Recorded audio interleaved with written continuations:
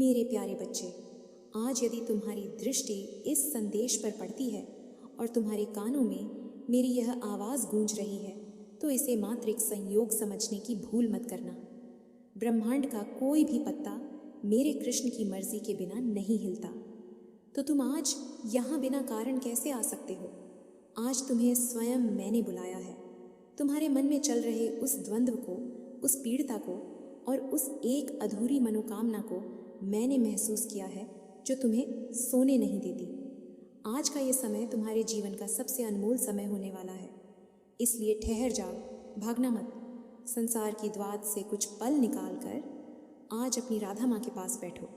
इससे पहले कि मैं तुम्हें वह आशीर्वाद दूँ जिसके लिए तुम्हें यहाँ बुलाया गया है, और इससे पहले कि हम तुम्हारे हृदय की उस एक विशेष इच्छा पर चर्चा करें, मुझे तुमसे एक संगीत वचन चाहिए। जैसे एक भक्त मंदिर में प्रवेश करने से पहले घंटी बजाकर अपनी उपस्थिति दर्ज कराता है, वैसे ही तुम इस चलचित्र को अपनी स्वीकृति दो, ताकि मुझे पता चले कि मेरा बच्चा आ गया है। इस प्रेम के परिवार से, इस भक्ति के सूत्र से जुड़ते जाओ, ताकि जब भी मैं तुम्हें पुकारूं, तुम तक मेरी आवाज़ पहुंच सके। और हाँ, अपनी मनोकामना, अपनी पीड़ा या केवल मेरा और मेरे कृष्ण का नाम लिखकर अपनी हाजिरी अवश्य लगाना। याद रखना, आशीर्वाद उसे ही फलता है जो श्रद्धा से अपनी झोली फैलाता है। और एक बात और मेरे बच्चे, कथा को, सत्संग को और ईश्वरीय संदेश को कभी अधूरा नहीं छोड़ना चाहिए। आधा अधूरा ज्ञान संगीत और आधी अधूरी भक्ति कभी फलित नहीं होती। इसलिए आज इस संदेश को अंत तक सुनना। जो धैर्य रखकर अंत तक मेरे वचनों को सुनेगा, आज मैं वृषभानु की दुलारी यह वचन देती हूँ कि उसकी एक मनोकामना अवश्य पूर्ण होगी। मेरे बच्चे, मैं जानती हूँ कि तुम थक गए हो। मैं यह भी जानती हूँ कि कभी कभी तुम अकेले में रोते हो, जब कोई तुम्हें नहीं देख रहा होता। तुम दुनिया के सामने मुस्कुराते हो, कहते हो कि सब ठीक है, लेकिन तुम्हारे भीतर का शोर मुझे सुनाई देता है। तुम मुझसे और मेरे गोविंद से शिकायत करते हो ना कि हमने तुम्हें क्यों बिसरा दिया, कि तुम्हारी प्रार्थनाएं हम तक पहुँचती क्यों नहीं। आज मैं तुम्हें उत्तर देने आई हूँ। तुम्हारी कोई पुकार व्यर्थ नहीं गई है। तुम्हारा बहाया हुआ एक भी आंसू भूमि पर गिरने से पहले मेरे आंचल में गिरा है। लेकिन तुम्हें समझना होगा कि समय और सही समय में अंतर होता है। जैसे माली पौधे को सींचता तो रोज़ है, लेकिन फल केवल मौसम आने पर ही संगीत लगते हैं, वैसे ही तुम्हारे कर्मों का और तुम्हारी भक्ति का फल पकने में समय लग रहा था, और अब वह समय निकट आ रहा है। तुम जिस मनोकामना को लेकर आज यहाँ आए हो, उसे अपने चित्त में धारण करो। आंखें मूंद लो एक पल के लिए, उस इच्छा को देखो। क्या वह इच्छा तुम्हारे लिए, तुम्हारे परिवार के लिए और इस समाज के लिए कल्याणकारी है? यदि हाँ, तो निश्चिंत हो जाओ। आज तुम राधा कृष्ण के नाम का आश्रय लेकर बैठे हो। यह नाम साधारण नहीं है। राधा का अर्थ है धारा का विपरीत बहना, यानी जो संसार की रीत से उल्टा चले, जो केवल समर्पण जाने, और कृष्ण वह है जो सबको अपनी ओर खींच ले। जब तुम राधा कृष्ण कहते हो, तुम केवल नाम नहीं लेते, तुम ब्रह्मांड की सबसे शक्तिशाली ऊर्जा को अपने भीतर आमंत्रित करते हो। यह ऊर्जा असंभव को संभव करने की क्षमता रखती है। तुमने अक्सर सोचा है कि तुम्हारे काम बनते बनते क्यों बिगड़े जाते हैं, क्यों तुम मंजिल के करीब पहुंचकर भी दूर रह जाते हो। इसका कारण तुम्हारा अविश्वास है। तुम प्रार्थना तो करते हो, लेकिन प्रार्थना के बाद चिंता भी करते हो। मेरे बच्चे, चिंता करना यह दर्शाता है कि तुम्हें मेरी व्यवस्था पर भरोसा नहीं है। जब तुम अपनी नौका मुझे सौंप देते हो, तो फिर तूफानों से डरना क्यों? क्या तुम्हें लगता संगीत है कि मैं तुम्हारी न डूबने दूंगी? मैंने तो अर्जुन के रथ की बागडोर तब संभाली थी जब सामने मृत्यु खद्दी थी। तो क्या मैं तुम्हारा हाथ छोड़ दूंगी? आज तुम्हें एक सौदा करना होगा। अपनी सारी चिंताएं, संगीत, सारे डर और सारी अनिश्चितताएं मुझे दे दो, और बदले में मुझसे निर्भयता ले लो। आज से, अभी से यह सोचना बंद कर दो कि कैसे होगा। बस ये सोचो कि राधा रानी और मेरे कृष्ण सब संभाल लेंगे। मेरे बच्चे, जीवन में परीक्षाएं आती हैं और वे कठोर होती हैं। जैसे सोने को कुंदन बनने के लिए आग में तपना पर बेचता है, वैसे ही तुम्हारी आत्मा को शुद्ध करने के लिए नियति तुम्हें संघर्ष की भट्ठी में तपाती है। तुम जिसे दुख कहते हो, वह वास्तव में मेरा और कृष्ण का निमंत्रण है। जब सब दरवाजे बंद हो जाते हैं, तभी तो तुम हमारे द्वार पर आते हो। अगर संसार में तुम्हें सब कुछ आसानी से मिल जाता, तो क्या तुम आज यहाँ इस भाव के साथ बैठकर मुझे सुन रहे होते? नहीं ना? तो समझो कि तुम्हारे जीवन की कमियाँ, तुम्हारे जीवन के अभाव वास्तव में सीढ़ियाँ हैं जो तुम्हें मेरे करीब ला रही हैं।